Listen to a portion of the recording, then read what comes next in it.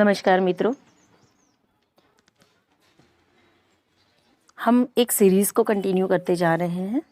तो 3 सीरीज़ हमने already upload कर ली हैं। जैसे डायमेंशंस को हमने समझा, 0th डायमेंशन से 5th डायमेंशन को, 5th डायमेंशन से हमने 9th डायमेंशन को समझा। उसके बाद उन डायमेंशंस में प्रोग्रेस करने के लिए हमने इमोशंस और वाइब्रेशनल फ्रिक्वेंसीज को समझा। किस प्रकार से आपके लोअर इमोशंस आपकी फ्रीक्वेंसी को जनरेट करते हैं, आपके आसपास की वाइब्रेशंस को सेट करते हैं, आपकी ऑरा को इफेक्ट करते हैं। और इसी वजह से किसी व्यक्ति के बाजू में बैठते हुए हमें महसूस होता है, इरिटेशन होता है। किसी व्यक्ति के आसपास आने से हमें गुस्सा आता है, या कई बार हमारे वाइब्रेशंस भी लोअर होते हैं तो हमारे संपर्क में आने वाले लोगों को भी शायद हमारी कुछ वाइब्रेशंस रिसीव होते हैं। अगर लो वाइब्रेशन होते हैं तो लोग हमारी तरफ अट्रैक्ट हो जाते हैं, पर अगर लोअर वाइब्रेशंस होते हैं तो लोग हमसे शायद दूर भागना पसंद करते हैं। हमारे जीवन में हम रिश्तों को देखना शुरू करते हैं। एक कॉमन बेसिक नॉलेज तो हमने लिया, समझा कि कैसे आपके वाइब्रेशंस आपकी फ्रीक्वेंसी को सेट करते हैं, आपकी ऑरा को क्रिएट करते हैं। तो आज का जो विषय है वो हमने फ्रीक्वेंसी से ऊपर, यानी कि वाइब्रेशन से, इमोशन से वाइब्रेशन, वाइब्रेशन की फ्रीक्वेंसी, और वो फ्रीक्वेंसी आपकी ऑरा को कैसे इन्फ्लुएंस करती है उसको हम समझेंगे। ये पूरी सीरीज एक एजुकेशनल सीरीज है। अगर इसे आपने स्टेप बाय स्टेप समझा तो समझिए आपके जीवन में ज़रूरी बदलाव आप ला पाएंगे। तो ऑरा पहले क्या है ये हम समझते हैं।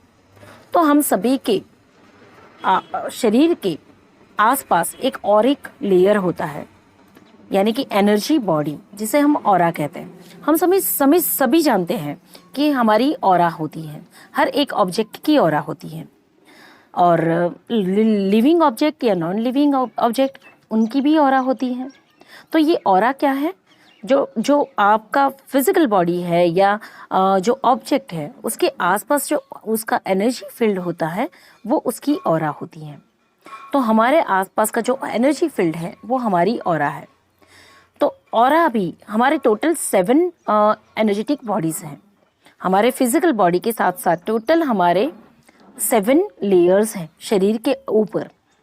इन सारे लेयर्स को हम स्टेप बाय स्टेप बाद में समझेंगे, लेकिन पहले हम समझते हैं कि हमारी जो फिजिकल बॉडी के आसपास का जो पहला लेयर है उसे हम ऑरा कहते हैं, जिसे एनर्जी फील्ड भी कहा जाता है। अब ये एनर्जी फील्ड कैसे काम करता है? तो जैसे मैं हूँ तो मेरी एक पर्टिकुलर ऑरा होगी, एनर्जी फील्ड होगा। तो मेरे इमोशंस कैसे दिखेंगे, कैसे महसूस होंगे?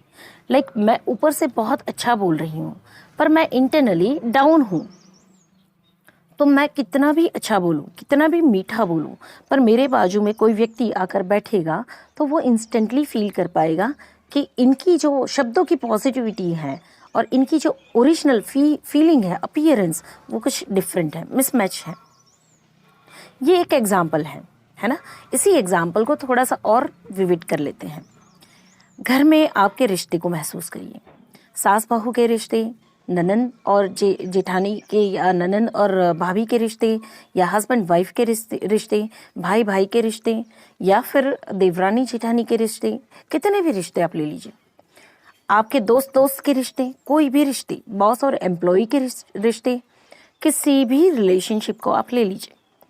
और इन रिलेशनशिप में 2 फिजिकल बॉडी हैं।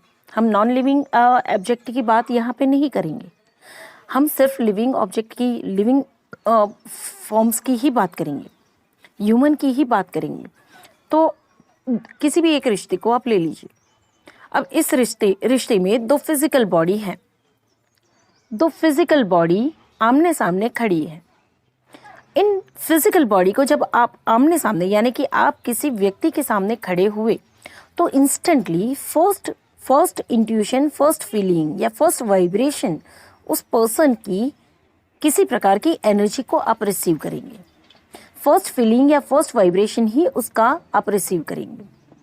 किसी के बाजू में खड़े होके आपको इरिटेशन होगा, किसी के बाजू में खड़े होके आपको प्यार महसूस होगा, किसी के बाजू में खड़े होके आपको गुस्सा आएगा, किसी के बाजू में खड़े रहते हुए आपको डर लगेगा।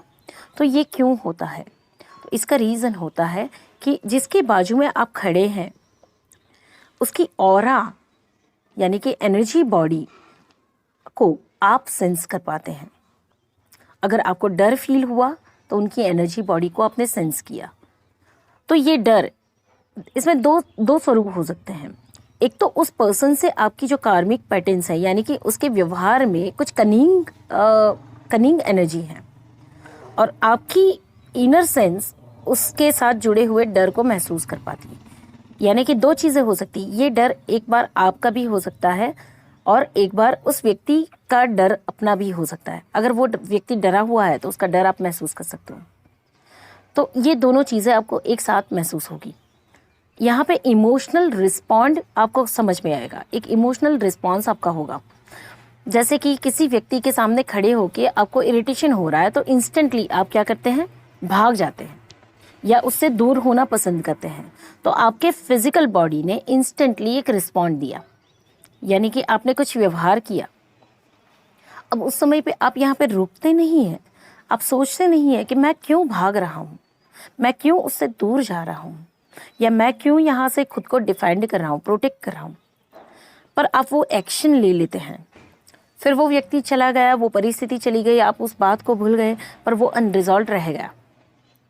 तो यहाँ पे एक सेकंड के लिए यहाँ पे रुकना है और इंस्टेंट आपके फिजिकल रिएक्शन का जो पैटर्न है उसको समझना है। मैं क्यों भाग रहा हूँ, मैं क्यों झूठ बोल रहा हूँ। होता है नहीं कि और एग्जाम्पल लेते हैं कि जैसे अपने घर के बड़े होते हैं, हम कई बार अच्छे डिसीजन या सच्चे डिसीजन लेना चाहते हैं, पर घर के जो बुजुर्ग होते हैं उनसे डर के हम उनको पूरी सच्चाई नहीं बताते हैं, पूरी सच्चाई नहीं बताते हैं, हम थोड़ा झूठ बताते हैं या अधूरा सच बताते हैं। तो ये आपका फिजिकल इमोशनल रिएक्शन हो गया, आपके फिजिकल फॉर्म का आपका इमोशनल रिएक्शन हो गया। ऐसा रिएक्शन क्यों आता है, थोड़ा उसको ऑब्जर्व करिए। तो कि किसी व्यक्ति को देखकर आप इंस्टेंट भाग गए या अपने बड़ों को देखकर आपने अधूरा सच बताया या झूठ बताया, तो ये आपका जो इमोशनल रिएक्शन है, फिजिकल प्रोटेक्शन के लिए इमोशनल रिएक्शन जो है वो सूक्ष्म स्तर पे आप उनकी एनर्जी को या उनकी जो स्ट्रेंथ है, उनकी जो ताकत है या उनकी जो कनिंग एनर्जी है या उनका जो गुस्सा है, आप उसको परसीव करते हैं। सूक्ष्म स्तर पे जाएंगे तो आपकी सेंस यानी कि आपकी एनर्जी फील्ड उस एनर्जी फील्ड को रिसीव कर लेती है, सेंस कर लेती है। तो जब आप अनकंडीशनल लव की एनर्जी में है, समझिएगा ये लोअर वाइब्रेशंस की बात हो गई, आप अनकंडीशनल लव की एनर्जी में है, किसी पर्सन आपकी बात नहीं करते हैं, किसी और पर्सन की बात करते हैं कि जो बहुत ही वाइस है, बहुत लविंग एनर्जी वाला है और वो उनकी आंखों में कोई जजमेंट नहीं है, मतलब वो एक कंपैशन की एनर्जी के साथ है। तो उनकी प्रेजेंस में आप जाकर सुकून और शांति का एहसास करेंगे। तो कि एनर्जी, उनकी एनर्जी जो बॉडी बनी है, उनका जो एनर्जी शील्ड है, उसी में पीस स्प्रेड हो रही है, लव और एक्सेप्टेंस स्प्रेड हो रहा है। तो आपकी एनर्जी बॉडी, आपकी सेंसेस उसको रिसीव कर रही है। तो ये घटना लगातार चलती रहती है। अब कोई पर्सन जब गिल्टी फील करता है या शेम फील करता है, लोअर वाइब्रेशन की बात करें तो गिल्ट और शेम सबसे लोअर वाइब्रेशन है। तो मान लीजिए कि कोई पर्सन शेम फील कर रहा है। अब वो शेम उसे कॉन्शियस लेवल पे नहीं पता है, पर जैसे ही उसे कुछ व्यवहार करना होगा या अपीयर होना होगा, किसी के सामने खड़ा होना होगा, अपने आप को प्रेजेंट करना होगा, उसके अंदर वो शेम सरफेस होता है, उसकी वाइब्रेशनल फ्रीक्वेंसी में वो आ जाता है। अब वो वैसा ही व्यवहार करता है जिससे बाहर से उसे जो रिएक्शन मिल रहा है, लोगों का जो रिएक्शन मिल रहा है वो उसे और शेम फील करवा रहा है। दोनों तरीके से इसे समझना है। आपके अंदर का शेम जो आपकी लोअर वाइब्रेशंस को क्रिएट कर रहा है, वो आपकी एनर्जी बॉडी में, एनर्जी लेयर्स में सेट है। यानी कि कोई कॉन्फिडेंट पर्सन है जिसके सामने आप जाएंगे तो कॉन्फिडेंट पर्सन की एनर्जी इंस्टेंटली आपकी शेम एनर्जी को रिजेक्ट करना शुरू कर देगी, यानी कि आप और शेमफुल फील करेंगे। उनका व्यवहार ही ऐसा हो जाएगा कि आपको शेम मल्टीप्लाई हो जाएगा, आपको और शेमफुल फील होगा। Like I am not good enough, मैं ही कुछ ऐसी हूँ, पता नहीं मैं क्यों नहीं कर पाती हूँ। या फिर मुझे क्यों एक्सेप्ट नहीं किया जाता है, या फिर मेरे साथ क्यों अच्छा व्यवहार नहीं किया जाता है। क्यों? क्योंकि आपके वाइब्रेशंस लोअर हैं, बहुत डीपर लेवल पे या इंटरनली आप शेम फील करते हैं। बाहर से आप उनके सामने जाते हैं, फिजिकल अपीयरेंस में आप उनके सामने हैं, बट आपका शेम, अंदर का जो शेम है, वो बाहर वाले का व्यवहार आपके साथ स्ट्रांग हो जाता है, जो आपको शेमफुल और फील कराता है। तो आप अपने रिश्ते को ऑब्जर्व करना शुरू करिए। एक एंगल से यहाँ से शुरू करिए कि आपके अंदर का शेम जो है इसके प्रति आप अवेयर नहीं हो। सिर्फ आप बाहर वाले के व्यवहार के प्रति अवेयर हो, तो आपको लगता है कि जब भी आप इसके सामने जाते हैं या इनसे कुछ व्यवहार करते हैं तो आपके साथ कुछ नेगेटिव व्यवहार मिलता है, तो आप उसे कोसना शुरू करते हैं। तो उनकी जो वाइब्रेशंस हैं, उनकी जो एनर्जी है जिसमें एक्सेप्टेंस नहीं है, तो आपको बाय डिफ़ॉल्ट उनसे डर लगना शुरू होगा, उनसे इरिटेशन होगा, या आप उनसे भागना चाहेंगे। एक तो ये एंगल हो गया, और दूसरा एंगल ये हो गया कि जब आपकी शेम की या गिल्ट की फ्रिक्वेंसी है, आपकी एनर्जी बॉडी शेम फील्ड या गिल्ट या लोअर वाइब्रेशन से बनी है, तो आप किसी के सामने जाएंगे तो वही चीज़ें आपको बाय डिफ़ॉल्ट बाय बैक मिलेगी। दोनों एंगल को स्टडी करिए, सामने वाले का आपके साथ का व्यवहार और आपकी जो एनर्जी बॉडी है उससे जो आपको रिटर्न में मिल रहा है, दोनों चीज़ों को देखिए। जब हमें कोई स्ट्रांग दिखता है तो देखिएगा उसकी एनर्जी बॉडी स्ट्रेंथ से बनी है, स्ट्रांग होगी, स्टबन होगी, तो उसकी स्ट्रेंथ या स्ट्रांग एनर्जी बॉडी को आप महसूस कर पाएंगे, तो आपको बाय डिफ़ॉल्ट लगेगा कि ये पर्सन बहुत स्ट्रांग है। क्यों? तो कि उनकी एनर्जी बॉडी रिप्रेजेंट कर रही है।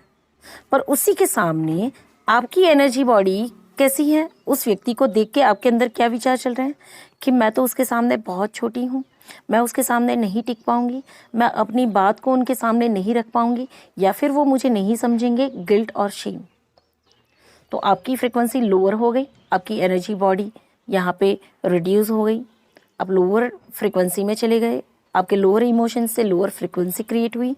अब आप जब लोअर फ्रिक्वेंसीज में है तो वो स्ट्रांग पर्सन ज़्यादा इन्फ्लुएंस करेगा। तो ऑब्जर्व करिए, दोनों डायनामिक से इस चीज़ को समझना है। अगर ये मैकेनिज्म आपने समझ लिया तो आपके जीवन में आने वाले हर एक परिणाम को या आपके जीवन में जुड़े हुए हर एक व्यक्ति को, उनके साथ के रिश्ते को आप समझ पाएंगे। जब आपके अंदर गिल्ट है, आपके अंदर शेम है, आपके अंदर एंगर है, तो आपकी एनर्जी बॉडी भी ऐसी ही बनी है और उससे विपरीत, यानी कि अगर आप वीक है तो सामने वाला स्ट्रांग दिखेगा। उसकी एनर्जी बॉडी में स्ट्रेंथ है आपके सामने। हो सकता है कि वही पहलवान व्यक्ति दूसरे के सामने बिल्ली जैसा हो सकता है ना। कोई पर्सन आपके सामने पहलवान हो पर वही पर्सन दूसरे के सामने बिल्ली जैसा हो, उसकी वहाँ पे एक ना चलती हो। तो ऐसा क्यों होता है? तो कि आपकी जो लोअर इमोशंस और लोअर फ्रिक्वेंसीज हैं, जो वाइब्रेशंस हैं, वो इक्वली सामने भी महसूस होते हैं। सामने वाला आपको मेजर कर लेता है कि आप डरे हुए हो और उसमें वो स्ट्रेंथ पैदा हो जाती है, वो आपको डरा सकता है। और दूसरी बात, जब आप डरे हुए होते हैं, जब आप गिल्टी या शेमफुल होते हैं, तो सामने वाले को आप अलग नज़रिए से देखते हैं कि वो मुझसे काफ़ी स्ट्रांग है, मुझसे बड़ा है, मुझसे ऊंचा है। तो उसकी जो स्ट्रेंथ है वो आप महसूस कर पाते हो, इसलिए आप और छोटे हो जाते हो। और ये जब आमने सामने एनर्जी बॉडी इंटरेक्ट कर लेती हैं तो उससे आपका डराना इजी हो जाता है, उससे आपका डरना और इजी हो जाता है। वो नहीं डराते हुए भी आपको डराएगा और आप नहीं समझते हुए भी डर जाएंगे। इसमें आप कुछ समझ नहीं पाएंगे, सिर्फ फिजिकल रिएक्शन ही आएगा। या तो आप एंगर शो कर देंगे, लड़ लेंगे, या तो आप भाग लेंगे, या तो आप खुद को कोसेंगे और मल्टीप्लाई कर लेंगे अपने लोअर इमोशंस को, और या तो आप क्विट कर देंगे, यानी कि खुद को उससे अलग कर लेंगे। इस मैकेनिज्म को अच्छे तरीके से समझिएगा। ये 4th पार्ट है इस वीडियो का, जो कंटिन्यूटी में हम चलते जा रहे हैं। इस पार्ट को समझने के लिए आपको सबसे पहले पहला, दूसरा और तीसरा समझना होगा। जब 3 पार्ट्स को आप समझ लेंगे तो ये 4था पार्ट आप अच्छे तरीके से समझ पाएंगे। तो आपकी ही ऑरा यानी कि आपकी ही एनर्जी बॉडी आपके लोअर इमोशन या हायर इमोशन से क्रिएट होती हैं, और उसी के वाइब्रेशंस सामने वाले की एनर्जी बॉडी, उसके इमोशंस, उसके वाइब्रेशंस और उसकी जो फ्रीक्वेंसी है आमने सामने इंटरेक्ट करती है, और वहाँ से घर्षण पैदा होता है या वहाँ से प्रेम और शांति पैदा होती है। मित्रों, कई बार देखा हुआ है कि हमारे पास तो कितने लोग आते होंगे काउंसलिंग के लिए, सेशन के लिए, कितने लोगों से हम इंटरेक्ट करते हैं। लोग अपने जीवन के वो अनुभव भी हमसे शेयर करते हैं जो शायद उन्होंने ज़िंदगी में कभी किसी से नहीं शेयर किए होंगे। क्यों कर सकते हैं? क्योंकि उन्हें यहाँ पे एक स्पेस क्रिएट हुई महसूस होती है कि यहाँ से मुझे कुछ मिलेगा, यहाँ से मुझे जज नहीं किया जाएगा, यहाँ मुझे सुना जाएगा, यहाँ पे मुझे कुछ नहीं तो मेरी बातों को समझा जाएगा, स्वीकार किया जाएगा। एक एक्सेप्टेंस मिलता है आपको हमारे पास, तब जाके आप हमसे जुड़ते हैं, तब जाके आप हमारे साथ कनेक्ट होते हैं। तो क्या मैं आप लोगों के लिए ये स्पेस क्रिएट कर रही हूँ, तो आप अपनी दुनिया में, अपने जीवन में, अपने लोगों के लिए ये स्पेस क्रिएट नहीं कर सकते हो? जो आपके सीक्रेट होते हैं या आपके कुछ गलतियाँ, आपकी कुछ अच्छाई, आपकी कुछ बुराई या आपकी कुछ गलतियाँ भी होती हैं, तो अगर आपको अधिकार है कि आपको वो वातावरण मिले जहाँ पे आप खोल सके, अपने घावों को खुला कर सके, तो क्या आप दूसरों के लिए उतना एनवायरनमेंट क्रिएट नहीं कर सकते? क्या दूसरों को वो स्पेस नहीं दे सकते हैं? जब आपको जज किया जा रहा हो या आपको गिल्टी या शेमफुल फील कराया जाता हो, तो उस समय पे आपको अच्छा नहीं लगता है। तो जब आप किसी को जज करते हैं या आप किसी को गिल्टी या शेमफुल फील कराते हैं या किसी के लिए मन में कोई ऐसी भावनाएं पालते हैं, क्या उसे अच्छा लगता होगा? तो इस वीडियो के माध्यम से मैं आपको ये एक रिक्वेस्ट भी करना चाहूँगी, एक उम्मीद भी लगाना चाहूँगी कि यही नॉन जजमेंटल स्पेस, एक्सेप्टेंस और लव वाली स्पेस आप अपने परिवार के सभी सदस्यों के लिए अगर क्रिएट करना शुरू कर दें, सबको सुनना शुरू करें, एक्सेप्ट करना शुरू करें, उनसे भागना बंद करें। अगर कोई रिएक्शन आ रहा है किसी की एनर्जी में जाके, अगर कोई नेगेटिव इमोशंस आप फील कर रहे हो, तो उसी समय वहीं पे खड़े रहो। खुद के अंदर देखो कि मेरे अंदर क्या हो रहा है, मेरे अंदर कौन से लोअर वाइब्रेशंस हैं जिसकी वजह से मैं भाग रही हूँ। मैं उसको करेक्ट कर दूँ और उस व्यक्ति को स्वीकार करूँ विदाउट एनी जजमेंट। अगर वो स्ट्रांग है तो ठीक है, वो जैसा है वैसा है। अगर वो स्ट्रांग है तो मैं वीक भी तो हूँ, मैं उसे रिजेक्ट करती हूँ क्योंकि वो स्ट्रांग है, वो एंग्री है, वो ऐसा है, वो वैसा है। तो अगर वो एंग्री है तो मुझ में भी तो कुछ कमी है। कहीं किसी एरिया में मैं दूसरों के लिए एंग्री हूँ, मैं इस एरिया में इस व्यक्ति के सामने पुअर हूँ, कमज़ोर हूँ, वीक हूँ, पर किसी और के सामने मैं स्ट्रांग हूँ। तो इमोशंस टेम्पररी हैं, पर आपके एक्शन परमानेंट हो जाते हैं। इस सेंटेंस को, इस डिस्टिंक्शन को समझिएगा। आपके इमोशंस टेम्पररी हैं, चलित हैं, आए हैं, चले जाएंगे। हर समय आप गुस्सा महसूस नहीं करते हैं। कुछ समय आपने गुस्सा महसूस किया, दूसरी क्षण पे 2, 5, 10 मिनट में वो गुस्सा आपका डिसअपियर हो गया, चला गया। पर उस गुस्से में आपने जो एक्शन ले लिए वो एक परमानेंट इफेक्ट छोड़ जाते हैं। उसकी एक जो कॉज कर दिया उसकी इम्पैक्ट तो आने ही वाली है, तो वो एक परमानेंट हो जाएगा। तो अगर कुछ कंट्रोल कर सकते हैं तो इंस्टेंट रिएक्शन पे कंट्रोल कर सकते हैं। अगर कुछ समझ सकते हैं तो आपके इमोशंस और उससे निकलने वाले वाइब्रेशंस जो हैं, जो आपके आसपास स्प्रेड हो रहे हैं, उस पर कंट्रोल कर सकते हैं, आप उसे इम्प्रूव कर सकते हैं। तो मेरी कोशिश ये है कि ऐसी ही एजुकेशनल सीरीज़ अब हम कंटिन्यू रखने वाले हैं, तो आप हमारे साथ जुड़े रहिए। इसके अलावा कई सारे कोर्सेज हम लॉन्च कर रहे हैं। जिन्हें भी लगता है कि हमारे साथ इस एजुकेशनल सीरीज़ में आपको जुड़ना है या कुछ हमारे कोर्सेज करने हैं, तो मोस्ट वेलकम। आप सभी के लिए हमारे हाथ हमेशा खुले हैं, हमसे जुड़ते रहें। और डेली अब एवरी मॉर्निंग 9 बजे अब हम एक हमारे शास्त्रों को समझना, उसका इंटरप्रिटेशन करना शुरू करेंगे। तो हर एक विषय को हमारे जो शास्त्र है, जो हमारा एंशिएंट रिलीजन है, हमारा जो धर्म है, उनकी गहराई से चर्चा करना शुरू करेंगे। डेली मॉर्निंग 9 o'clock को एक वीडियो हमारी तरफ से आएगा जो आपको डेली एक पैकेज देगा, यानी कि रोज़ का एक पैकेज। आप उस वीडियो को सुनकर उस दिन की प्रैक्टिस आप कर सकते हो। उसमें से पर्टिकुलर उस दिन के लिए आपके जीवन में जो भी बदलाव लाने हैं उसको ध्यान में रख के आप अपने जीवन में उसे अप्लाई कर सकते हैं।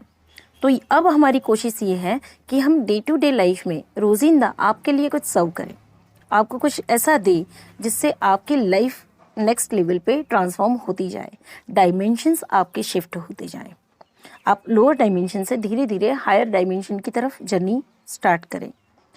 तो इसी प्रकार से हमारे साथ जुड़े रहिए और नेक्स्ट 5th पार्ट को भी मैं लेकर आ रही हूँ। अब कंटिन्यूसली हम ये एजुकेशनल सीरीज़ को आपके साथ शेयर करते रहेंगे। सो धन्यवाद।